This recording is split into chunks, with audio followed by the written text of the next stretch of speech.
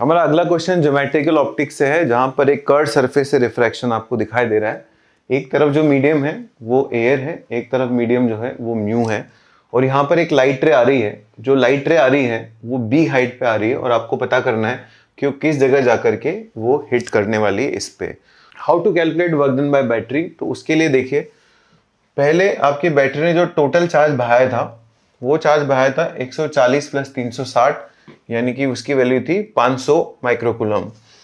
340 360 plus 140 which is 500 microcoulomb. बाद में आपकी बैटरी ने जो चार्ज बहाया, इस वाले पे 210 है, इस वाले पे 315। इसका मतलब यहाँ से जो एक्स्ट्रा चार्ज आया होगा स्विच क्लोज करने के बाद, that will be delta Q is equal to 315 plus 210 minus 140 minus 360।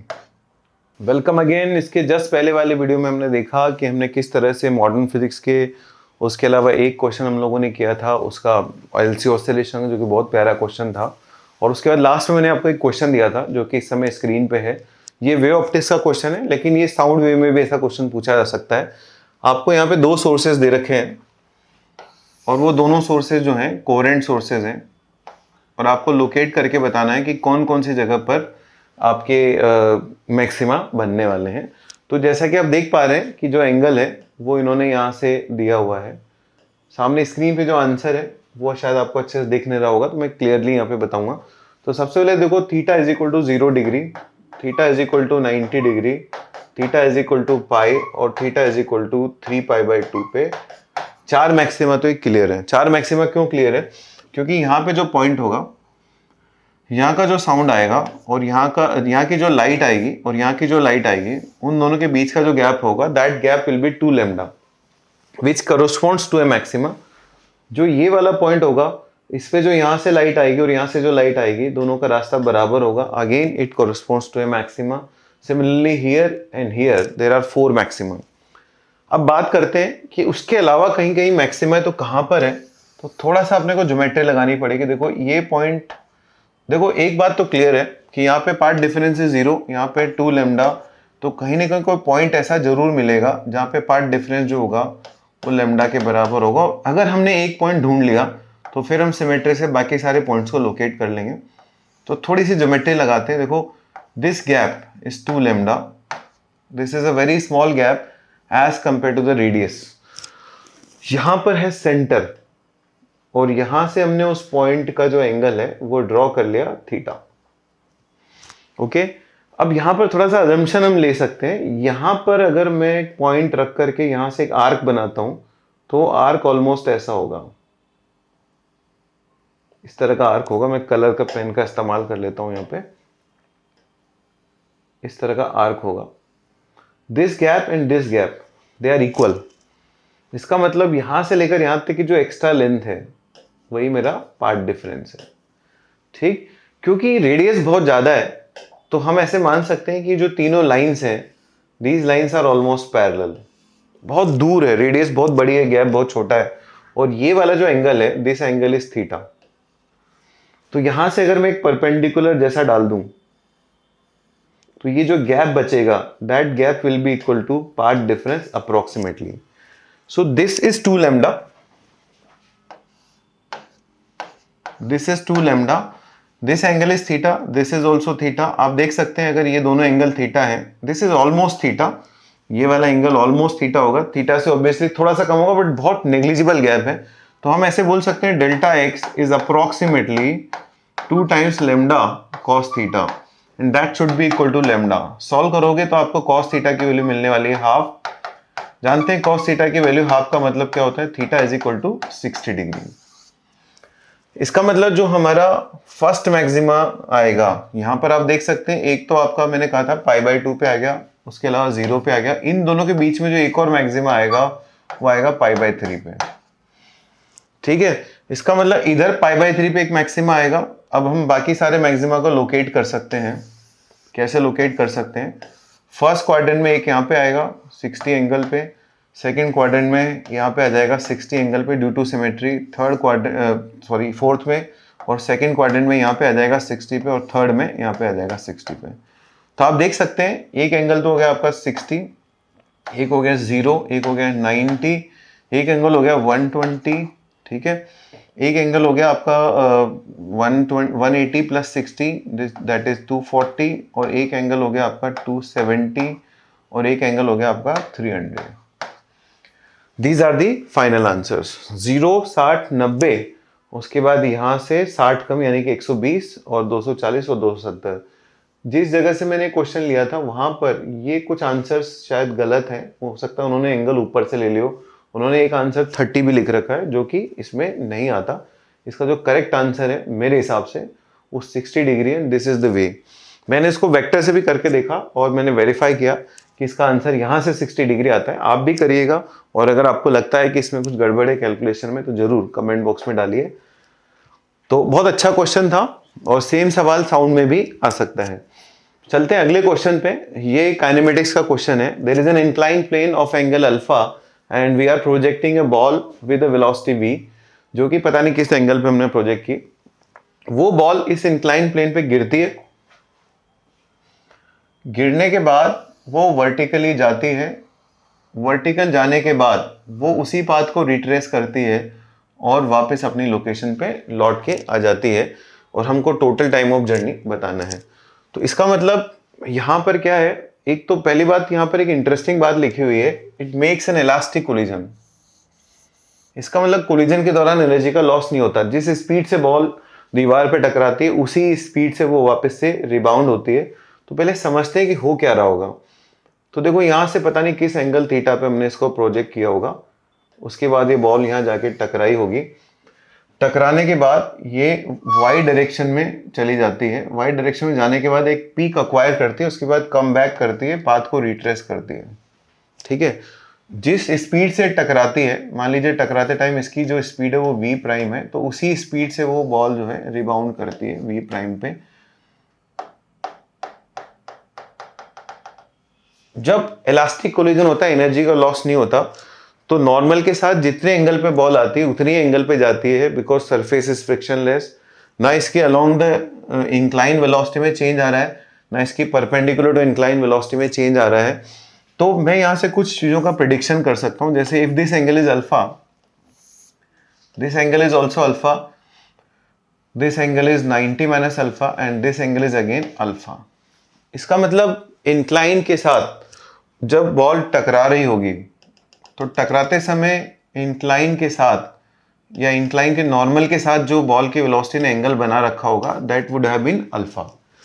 यानी कि नॉर्मल के साथ जिस एंगल पे बॉल टकरा रही थी वो एंगल हमें पता चल गया अल्फा। कैसे पता चला? बिकॉज क्वेश्चन में कंडीशन दे रखी है, after collision it is going in upward direction, Y direction, ठीक। दूसरी बात, टकराते समय जो इसकी स्पीड है उसी स्पीड से वो रिबाउंड होती है। अगर हम ऐसे देखें मोटा मोटा तो हमें टाइम पता लग गया। जो टोटल टाइम होगा वो होगा 2v sign theta divide by g cos alpha plus 2 times v prime divide by g। इसको मैं डबल कर रहा हूँ क्योंकि इसमें आने और जाने दोनों टाइम होगा। जाते time 2v sine divide by g cos alpha which is time of flight, आते टाइम भी सेम टाइम होगा, और यहाँ से ऊपर जाके नीचे आने का जो टाइम होगा that will be 2 times v prime divide by g। अब अगर हमने थीटा और v प्राइम की वैल्यू यहाँ पे फिल कर दी तो हमारा काम हो जाएगा। उसके लिए जुगाड़ है हमारे पास। उसके लिए देखो क्या इंतजाम है हमारे पास। मैं आपको कुछ कुछ चीज़ें बता सकता हूँ यहाँ पे, जैसे कि ये जो v प्राइम है, इस v प्राइम की वैल्यू का आइडिया दे सकता हूँ। देखो इस v प्राइम के दो टुकड़े हो जाएंगे, एक हो जाएगा v प्राइम कॉस अल्फा, ठीक है, एक हो जाएगा v prime sine alpha. v prime sine alpha, v prime cos alpha is the normal velocity at the time of collision, and v prime sin alpha, v prime sin alpha is the along the inclined velocity।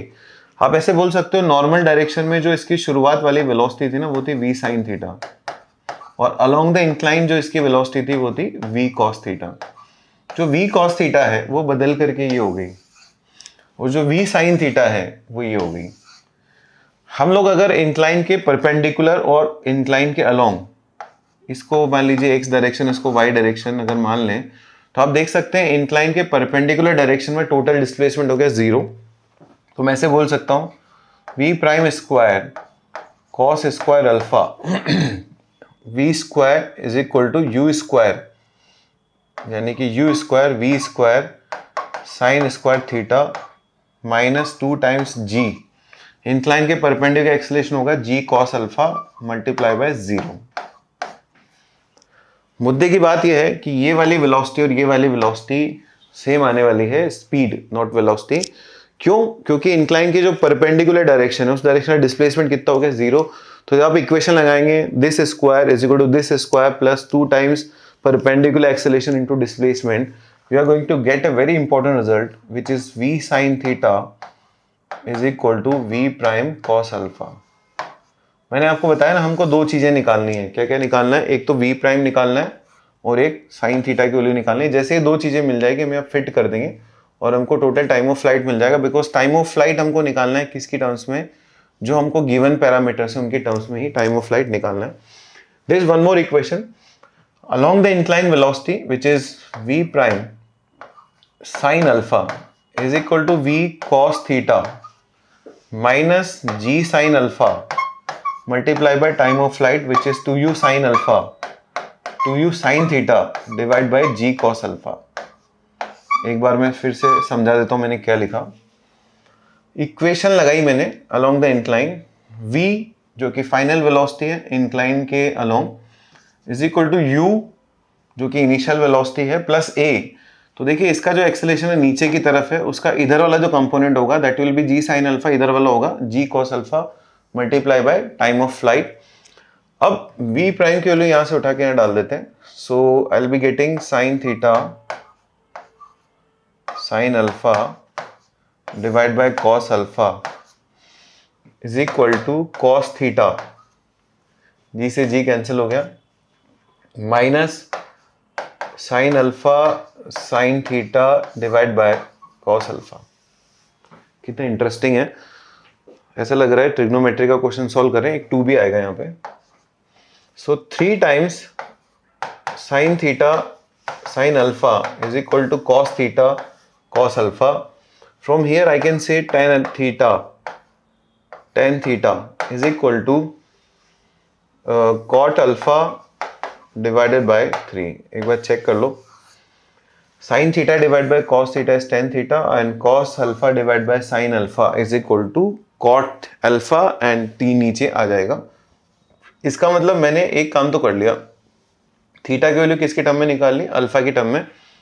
अब मैं चाहूँ तो sine theta निकाल सकता हूँ। tan theta is equal to cot alpha divide by 3, so this will be under root 9 plus cot square alpha. I want to know sin theta. Sin theta will be equal to cot alpha divided by under root 9 plus cot square alpha। इसका मतलब यहां से sin theta की value fit कर देंगे। ठीक, अब एक चीज और बतानी है मुझे और वो चीज है v प्राइम। बल्कि मैं एक काम करता, पहले v प्राइम की वैल्यू डाल देता तो ज्यादा अच्छा रहता। v प्राइम की वैल्यू मेरे पास है, ये देखिए v prime is v sin theta divided by cos alpha। v prime is v sin theta divided by cos alpha। मुझे ऐसा लग रहा है यहाँ पे जैसे v sin theta divided by cos alpha डालोगे ये दोनों के दोनों मैच कर जाएंगे, दोनों का जो फॉर्मेशन एक जैसा है और आंसर जो आएगा वो आएगा 6 times v sin theta divided by g cos alpha। आप एक काम करिएगा, साइन थीटा की वैल्यू यहाँ डालिएगा और थोड़ा सा उसको रीअरेंज करिएगा। बहुत शानदार क्वेश्चन है और बहुत ही शानदार आंसर है इसका। ठीक है, तो ये था हमारा इस वाले वीडियो का पहला क्वेश्चन, नहीं दूसरा क्वेश्चन था, पहला था, मैं खो गया क्वेश्चन करते करते, पहला क्वेश्चन था। चलिए आगे बढ़ते हैं दूसरे और तीसरे क्वेश्चन की तरफ। हमारा अगला क्वेश्चन ज्योमेट्रिकल ऑप्टिक्स से है, जहां पर एक कर्व सरफेस से रिफ्रैक्शन आपको दिखाई दे रहा है। एक तरफ जो मीडियम है वो एयर है, एक तरफ मीडियम जो है वो म्यू है, और यहाँ पर एक लाइट रे आ रही है। जो लाइट रे आ रही है वो बी हाइट पे आ रही है और आपको पता करना है कि वो किस जगह जाकर के वो हिट करने वाली है इस पे। तो प्योरली ये रिफ्रैक्शन के ऊपर बेस्ड क्वेश्चन है जिसमें लॉज ऑफ रिफ्रैक्शन का इस्तेमाल करना है। This light ray is not a paraxial light रे।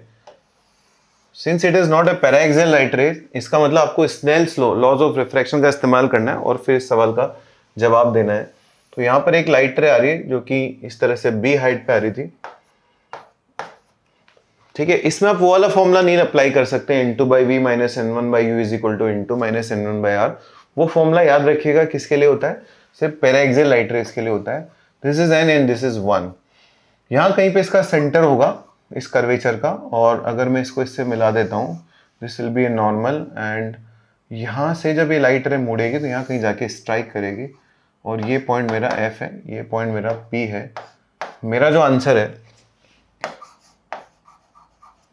वो है PC which is R plus FC।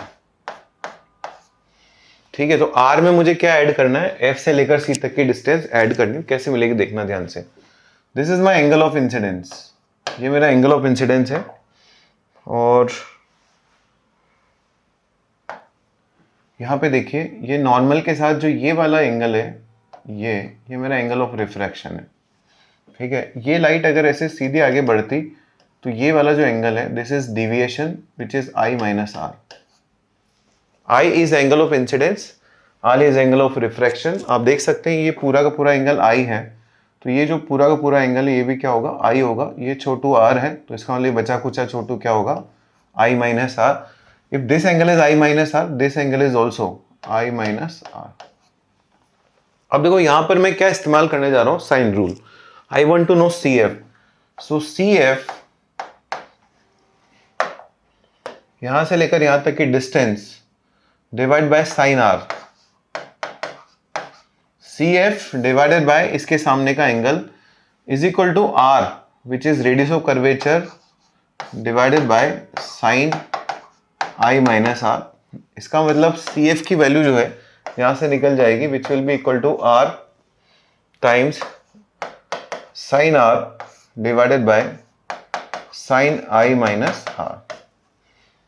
अब देखो अगेन ये घूम फिर के वापस ट्रिग्नोमेट्री पे आ गया क्वेश्चन, बिकॉज साइन R की वैल्यू मुझे पता है, मैं पता लगा लूंगा, और साइन I माइनस R की वैल्यू पता लगा लूंगा। इसको खोल दो तो ये हो जाएगा sine I cos R minus cos I sine R।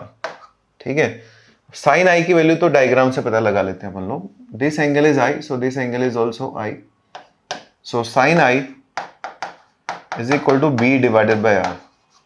Similarly cos I is equal to under root 1 minus b square divided by r square. Now I want to know sin r. Sin r के लिए Snell's law लगा देते हैं। 1 sin I is equal to n sin r।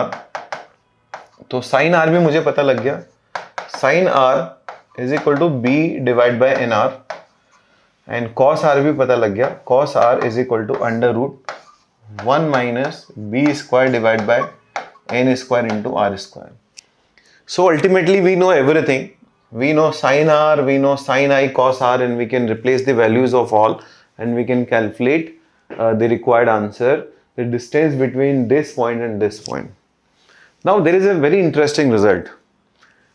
जब आप इस सबको solve करके एक फाइनल आंसर पे पहुंचोगे, जो कि यहाँ दिखाई दे रहा है आपको ये, और इसमें अगर आप b टेंडिंग टू 0 डाल देते हैं तो फिर आपका जो रिजल्ट आएगा वो वही रिजल्ट आएगा जो कि n2/v minus n1/u is equal to n2 minus n1 divide by r पे आता है। यानी कि जो आपका रिजल्ट आएगा that will be f is equal to nr divided by n minus 1। चाहे तो क्रॉस चेक करते हैं, है ना। क्रॉस चेक कैसे कर सकते हैं, ये जो आंसर है इस आंसर के अंदर अगर अपन b टेंडिंग टू 0 डाल दें तो वो वाला आंसर मैच कर जाएगा। अपन चेक कर सकते हैं इसको। देखो ये जो आंसर है शायद आपको अच्छे से दिख नहीं रहा, मैं बता देता हूँ। This is r into 1 plus 1 upon under root n square minus b square by r square minus under root 1 minus b square by r। b tending to 0 डाल दें अगर तो ये वाली टर्म खत्म, ये वाली टर्म खत्म। आपका आंसर आएगा r times 1 plus 1 upon n minus 1। ठीक है, इसको जैसे आप सॉल्व करोगे एलसीएम लोगे यहीं पहुंच जाओगे आप। nr divide by n minus 1 is f। तो ये जो हमने इतनी मेहनत करी, हमको जो इतनी मेहनत करनी पड़ी है साइन आर और साइन आई की वैल्यूज निकाली, उस सबके पीछे का जो रीजन था वो ये था कि this light ray is not a paraxial light रे, मार्जिनल लाइट रे है, इसलिए हमको प्रॉपर स्नेल्स लॉ लगा के इसको निकालना पड़ा। चलिए देखते हैं अगला क्वेश्चन इस वीडियो का, और उसके बाद फिर से मिलेगा आपको एक चैलेंजिंग क्वेश्चन। जो अगला क्वेश्चन है वो भी बड़ा इंटरेस्टिंग क्वेश्चन है। इस तरह के क्वेश्चन एडवांस में आ चुके हैं। Answer I am not sure ये करेक्ट आता है, लेकिन हम चेक करके देखते हैं कि देखें कितना आंसर आता है। We are given a capacitor, circuit of capacitor and a battery, और सारा का सारा जो खेल है वो स्टेडी स्टेट पे हमने बैटरी लगा के छोड़ दी, कोई ना कोई चार्ज आ गया होगा। जब ये चार्ज आ गया उसके बाद हमने क्या किया, स्विच को इधर से इधर शिफ्ट कर दिया। हम ये जानना चाहते हैं कि स्विच से कितना चार्ज बहा, उसके अलावा हम ये जानना चाहते हैं कि सर्किट में कितना एनर्जी का लॉस हुआ। तो इसमें हम सबसे पहला काम तो ये कर सकते हैं कि जो फर्स्ट वाली सिचुएशन है उस सिचुएशन में चार्ज की वैल्यू निकाल सकते हैं हर एक कैपेसिटर पे। तो पहली जो सिचुएशन है उसमें देखिए इन दोनों कैपेसिटर पे कितना कितना चार्ज आएगा। उसके बाद हम स्विच वाला चार्ज जो है वो प्रेडिक्ट कर सकते हैं। यहाँ का पोटेंशियल है 0, यहाँ का है 210। ठीक, शुरुआत में दोनों कैपेसिटर सीरीज में होंगे और इनका जो इक्विवेलेंट होगा दैट विल बी 2/3। तो इस वाले ब्रांच में जो चार्ज बहेगा अगर उसको x मान लेते हैं तो it will be 2/3 times 210। Q is equal to C equivalent to V। तो ये आ जाएगा आपका 140 माइनस 140, और यहाँ पे आ जाएगा 140 माइनस 140। यहाँ पर जो इक्विवेलेंट आएगा that will B C1 C2 upon C1 plus C2 which is 12/7। तो यहाँ का जो चार्ज आएगा Y it will B 12/7 multiply by 210। Solve करेंगे तो इस बार जो चार्ज आएगा वो आएगा 360। तो यहाँ का चार्ज आएगा 360, यहाँ का माइनस 360, 360 माइनस 360। ये है इसका इनिशियल चार्ज। ठीक है, अब हम दोबारा से सेम सर्किट बनाते हैं। ठीक, सेम सर्किट बनाते हैं और अगली बार क्या किया हमने, स्विच को क्लोज कर दिया। देखो जब स्विच क्लोज करते हैं तो चार्ज का रीडिस्ट्रीब्यूशन होगा, रीअरेंजमेंट होगा, और फाइनली ये दोनों के दोनों कैपेसिटर पाए जाएंगे पैरेलल में। This is 2 and this is 3, this is 1 and this is 4। ये दोनों पैरेलल में पाए जाएंगे, दोनों पैरेलल में पाए जाएंगे, और दोनों जब पैरेलल में होंगे तो इनका इक्विवेलेंट होगा 5-5। इसका मतलब यहाँ पर 105 वोल्ट होगा और यहाँ पर होगा 105 वोल्ट। अगर यहाँ 105 वोल्ट है इसका पोटेंशियल डिफरेंस, तो इसका जो चार्ज होगा वो होगा 210। इसका जो चार्ज होगा वो होगा 105 इंटू 3 यानी कि 315। इसका जो चार्ज होगा वो होगा 105, और इसका जो चार्ज होगा वो होगा 105 इंटू 4 यानी कि 420।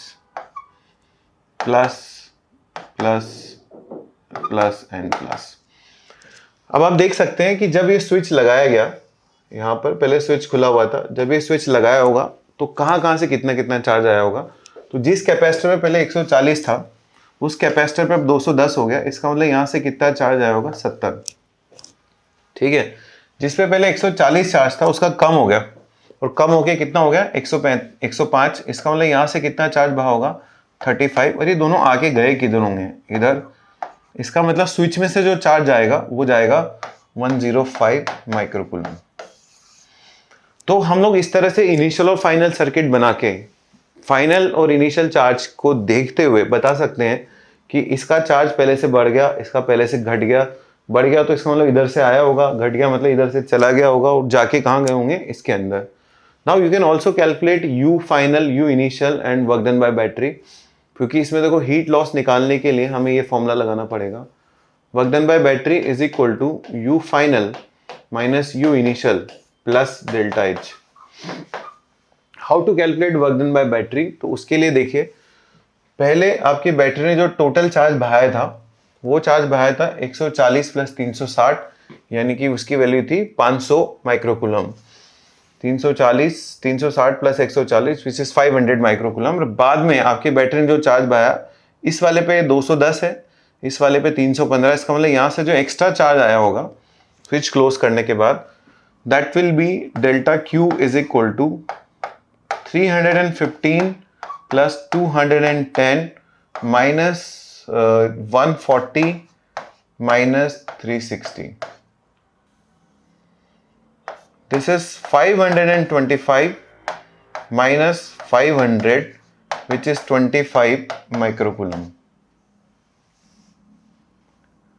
How much is work done by battery? Work done by battery is EMF of the battery multiplied by charge flow which is 25 microcoulomb.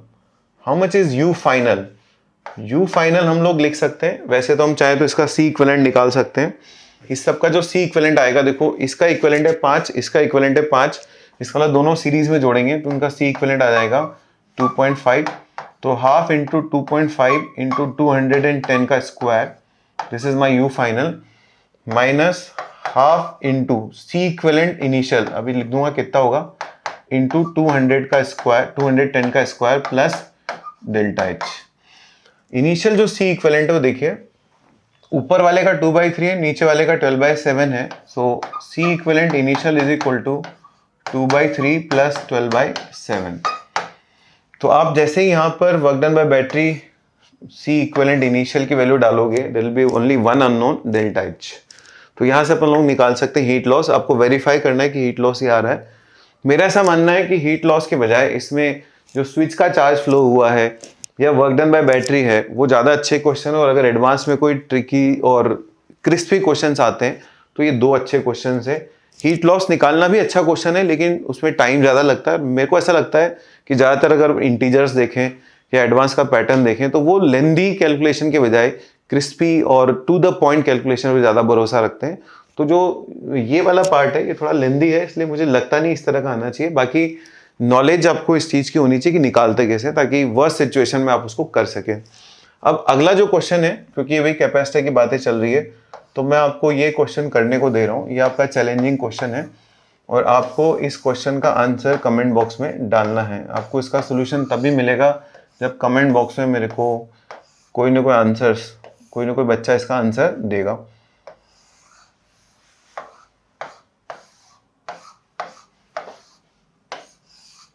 यहाँ पर हमारे पास कैपेसिटर है 3, 6, 6 एंड 4 और यहाँ पर कैपेसिटर है 6 and 6। You have to calculate C equivalent between A and B. A और B के बीच में आपको सी इक्विवेलेंट बताना है। ठीक है, बहुत ही रॉ फॉर्मेट में क्वेश्चन है, इसको मैंने टाइप वाइप नहीं किया है, आपको सीधा क्वेश्चन दे रहा हूँ। आप इसका आंसर निकालिएगा और कमेंट बॉक्स में डालिएगा। इस तरह की सर्किट को खास तौर पे एक नाम से जाना जाता है, उसको बोलते हैं रिवर्स सिमेट्री। तो अगर आपने नहीं पढ़ा है रिवर्स सिमेट्री तो एक बार पढ़ने की कोशिश करिएगा, नहीं तो अगले वीडियो में आपको इसका सोल्यूशन दिया जाएगा। Thank you very much, good luck. उन सभी बच्चों के साथ जरूर इसको शेयर करिए जिनको आपको लगता है इसकी ज़रूरत है, ताकि उनका भी भला होगा और आपका भी भला होगा।